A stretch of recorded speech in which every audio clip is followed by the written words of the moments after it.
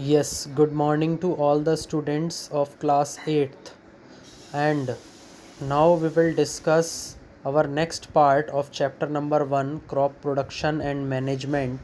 And here in this video I will tell you about sowing. Sowing का मतलब क्या है स्टूडेंट्स? बोवाई.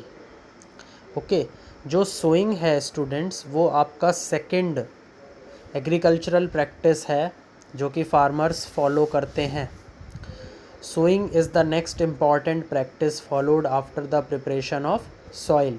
जो सोइंग है, जो बुवाई है, ये अगला बहुत ज़रूरी पद्धति है जो कि फॉलो की जाती है, जिसका पीछा किया जाता है फार्मर्स के द्वारा after the preparation of soil. जब वो मिट्टी को तैयार कर लेते हैं उसके बाद फिर वो क्या करते हैं? सोइंग करते हैं.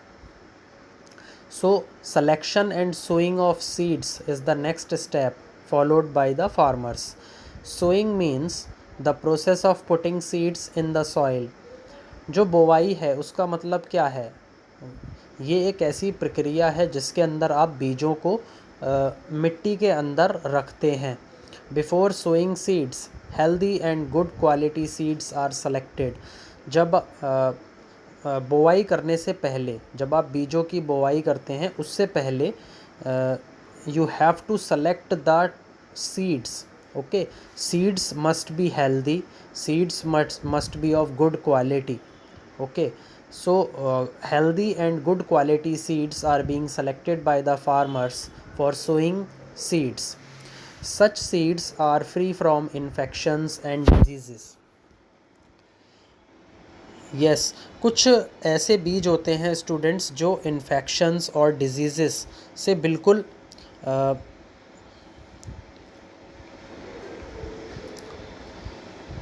दूर होते हैं. Okay, and hence they are capable of providing high yields of crops.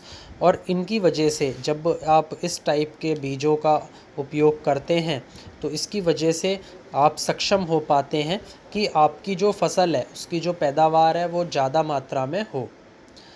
Okay, तो अभी आगे जाने से पहले मैं आपको जो सोइंग का मीनिंग है वो मैं आपको एक बार अंडरलाइन करा देता हूँ कि सोइंग का मतलब क्या होता है. Sowing means the process of putting seeds. ये एक ऐसी प्रक्रिया है जिसमें आप बीजों को कहाँ पर रख देते हैं? इन द सॉइल, मिट्टी के अंदर.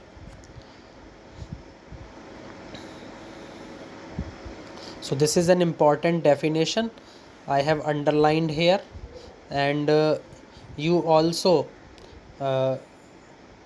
write it in the practice notebooks of science. So this is my humble request to all the students, those who are watching my video. Now we will discuss about activity 1. But before going to activity 1, I will tell you the meanings of capable. Capable का मतलब क्या है students? Capable का मतलब है सक्षम. Okay,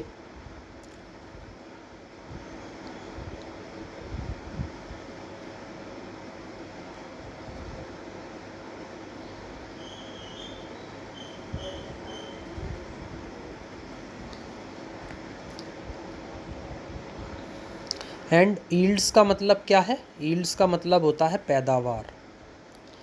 okay, so these are some of the difficult words that you have to underline in your book, or you can write it in your other practice notebooks. Write the words and then write down the meanings. You have to understand all the meanings. If you want to understand the gist of the chapter, you have to understand the difficult words. Then only you can understand what is going on in the chapter. Now we will discuss about activity 1.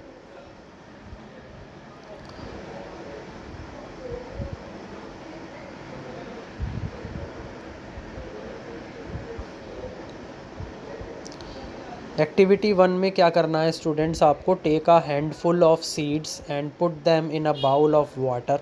आपको क्या करना है, एक मुट्ठी भरकर के बीज अपने हाथों में लेने हैं और आपको उन्हें कहाँ रखना है, जो ऐसी बाउल, ऐसी कटोरी जो कि पानी से भरी हुई है।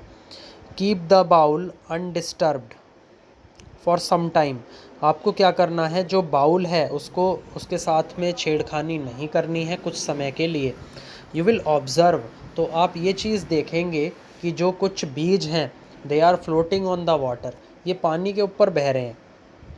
While the rest are settled at the bottom of the bowl, लेकिन जो बाकी बचे हुए बीज हैं ये जो आपकी बाउल है, जो आपकी कटोरी है, उसके निचले तने पर बैठ गए हैं। The seeds that float on the water are damaged seeds, और ये क्या है, एक इम्पॉर्टेंट पॉइंट है जिसको मैं यहाँ पर अंडरलाइन कर रहा हूँ। और इस इम्पॉर्टेंट पॉइंट में आप लिख सकते हैं कि the seeds that float on water are damaged seeds. Okay, ऐसे बीज जो पानी के ऊपर तैरते हैं वो कैसे बीज होते हैं, डैमेज्ड सीड्स, यानी कि बिल्कुल जो कि बीज खराब हो चुके हैं उनको आप इस तरीके से बोलते हैं। Whereas the seeds that sink in water are healthy. कुछ ऐसे बीज भी होंगे स्टूडेंट्स जो उस बाउल के अंदर बहुत अच्छे से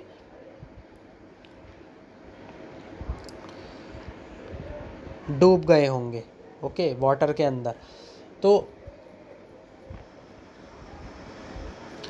उन टाइप्स के सीड्स को आप बोलते हैं हेल्दी सीड्स। ओके, सो ये एक एक्टिविटी है स्टूडेंट्स। इसका क्या कंक्लूज़न निकला, इसका कंक्लूज़न ये निकला कि आप लोगों को इससे ये पता लगा कि आप सीड्स का जो सिलेक्शन है वो कैसे कर सकते हैं। ओके, कि आपको ये चीज़ कैसे पता लगेगी कि yes these are damaged seeds, yes this is an healthy seed. तो ये चीज़ का पता लगाने के लिए ये एक्टिविटी 1 मैंने आप लोगों को समझाई है, और आई होप सो कि आपको ये एक्टिविटी बहुत अच्छे से समझ में आई होगी। अब हम आगे देखते हैं, आगे क्या है। Sowing of seeds can be done through 2 methods. अब जो बीजों की बोआई है वो हम 2 तरीक़ों से करते हैं। So what are the 2 different types of methods, we will discuss it now. And the first one is broadcasting. जो पहला मेथड है वो क्या है, ब्रॉडकास्टिंग है। ब्रॉडकास्टिंग का मतलब क्या है, बिखेरना। And the second method is seed drill. Okay, seed drill it is a kind of a machine for sowing seeds. ये एक टाइप की मशीन है जिससे आप बीजों की बोआई करते हैं। तो ये 2 तरीके हैं जिनसे आप बीजों की बोआई करते हैं। तो सबसे पहले हम डिस्कस करेंगे ब्रॉडकास्टिंग के बारे में। Broadcasting is a manual method of sowing seeds. Broadcasting क्या है, it is a type of a manual method. ये हमारे लिए एक तरीके से हाथों से करने वाला एक तरीका है बीजों की बोआई। बीजों की बोआई हम अपने हाथों से करते हैं और उसी तरीके को हम क्या बोल देते हैं, ब्रॉडकास्टिंग बोल देते हैं, यानी कि बिखेरना बोल देते हैं। हम बीजों को बखेर देते हैं अपने खेत के अंदर जब हम बीजों की बोआई करते हैं। Where the seeds are scattered manually in the fields. तो यही बुक के अंदर भी लिखा है कि जो हमारे खेत हैं, जो हमारे फील्ड्स हैं, वहाँ पर हम बीजों को बखेर देते हैं।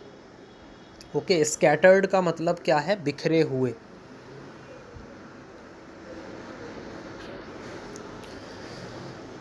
तो it is a manual method, ये हम अपने हाथों से करते हैं। On the other hand, seed drill is a kind of a machine that is used for sowing seeds. अब हम सीड ड्रिल को थोड़ा सा डिटेल में पढ़ेंगे कि सीड ड्रिल के अंदर हम क्या करते हैं।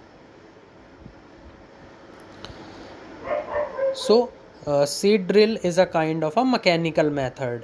जहाँ पर भी स्टूडेंट्स मशीन्स का जो नाम है वो जुड़ जाता है तो वो जो कैटेगरी है वो आपकी कौन सी आ जाती है, मैकेनिकल कैटेगरी आ जाती है।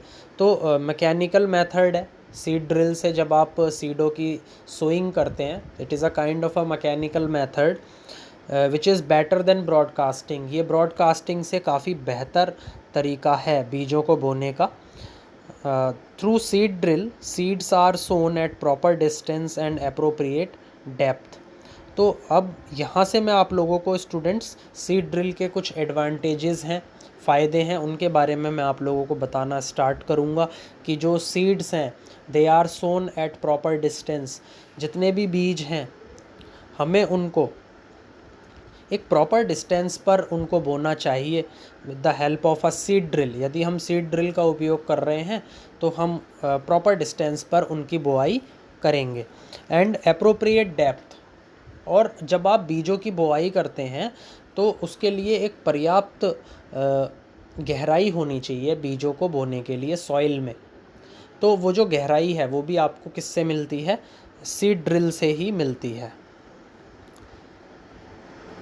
जो सेकंड इम्पॉर्टेंट एडवांटेज है वो क्या है कि दे आर सोन फास्टर। यदि हम इसको ब्रॉडकास्टिंग से कंपेयर करें तो इसके अंदर बीज बहुत जल्दी से हम बो लेते हैं with the help of seed drill. And next is saving time and labour. दूसरी चीज़, आपको जो लेबर है वो थोड़ी सी कम लगानी पड़ेगी। ओके, ब्रॉडकास्टिंग में तो क्या है, आप ज़्यादा लेबर लगाओगे क्योंकि फील्ड का जो एरिया है वो काफ़ी बड़ा होगा। जितना बड़ा एरिया होगा उतनी ज़्यादा लेबर्स आप लगा देंगे फील्ड के अंदर बुआई करने के लिए। लेकिन जब आप बात कर रहे हो सीड ड्रिल की, तो सीड ड्रिल के लिए आपको क्या करना पड़ेगा कि it is a kind of a machine. तो इसमें आपको लेबर कम लगानी पड़ेगी क्योंकि एक मशीन जब अपना काम कर रही है तो उसमें लेबर्स की आपको ज़रूरत नहीं है। तो सेकंड एडवांटेज है कि जो बीज हैं वो प्रॉपर डिस्टेंस पर बोए जाते हैं with the help of seed drill. Next advantage is कि they get appropriate depth okay through seed drill. Other advantage क्या हो सकते हैं कि the seeds are sown faster, बहुत तेज़ी से आप उनकी बुआई कर देते हैं। सीड ड्रिल के ये फ़ायदे मैं आप लोगों को बता रहा हूँ। इसके बाद है सेविंग टाइम एंड लेबर कि इससे आप क्या कर सकते हैं कि जो लेबर है उसको आप बचा सकते हैं। दूसरा, अपना जो टाइम है वो भी बचा सकते हैं। It is also a time consuming activity.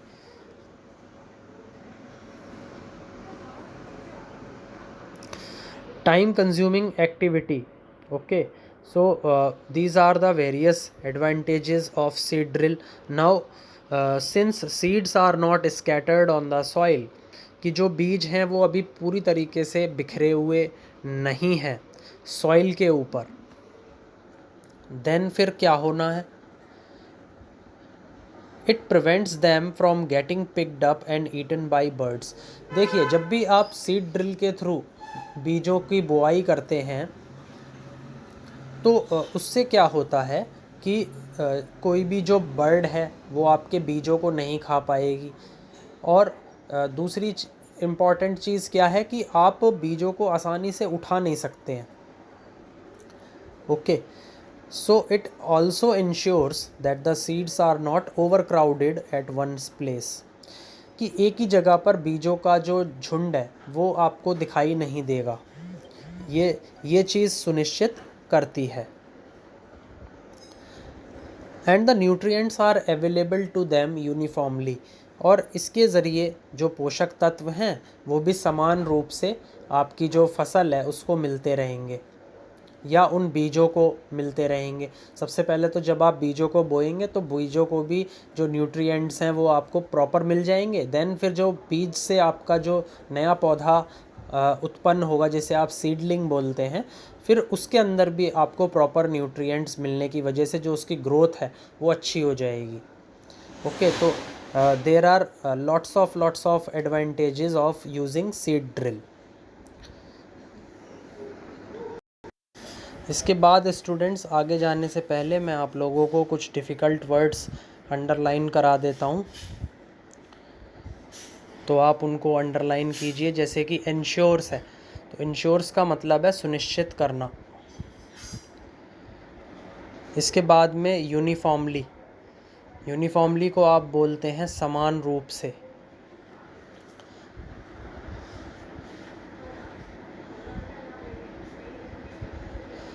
इसके बाद आगे हम देखते हैं कि जो हमारे सीड ड्रिल्स हैं वो दो तरीके के होते हैं।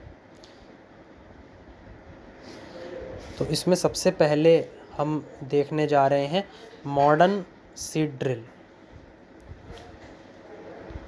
ये आज के ज़माने में यूज़ किए जाने वाले सीड ड्रिल हैं, जो कि आज के टाइम में एग्रीकल्चर के अंदर यूज़ किए जाते हैं। इसके बाद में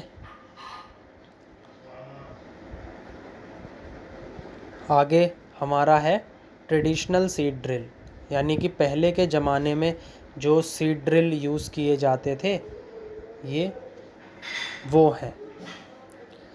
कि पहले के ज़माने में कुछ इस टाइप का सीड ड्रिल हुआ करता था।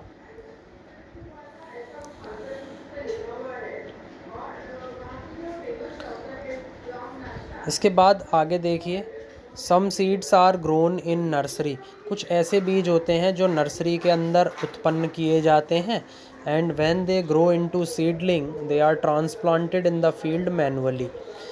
उसके बाद क्या होता है कि जब ये नए पौधे में उत्पन्न हो जाते हैं,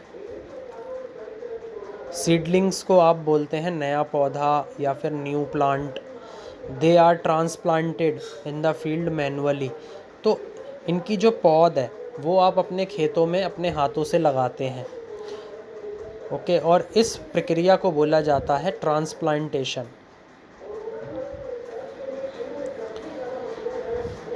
ओके, तो this process is known as transplantation. Transplantation का मतलब है पौध लगाना। ओके, इसके बाद देखिए आगे, crops like rice, chillies and tomatoes are often grown by transplantation. अब यहाँ पर क्या दिए गए हैं, कुछ ऐसे एग्जाम्पल्स दिए गए हैं, कुछ ऐसे उदाहरण दिए गए हैं जिनकी पौध आप लगाते हैं और जिनकी फसल आप इनकी पौध से ही उत्पन्न करते हैं। और उसमें क्या क्या क्रॉप्स आती हैं, जैसे कि राइस है, चिलीज़ है, टोमेटोज़ हैं। These are the different crops that are grown by transplantation. So students, आज के लेक्चर में मैं केवल इतना ही डिस्कस करूँगा आपसे। कोई भी अगर आपकी क्वेरीज़ हैं then ask me in the comment section. Please like, share and subscribe my video. Thank you.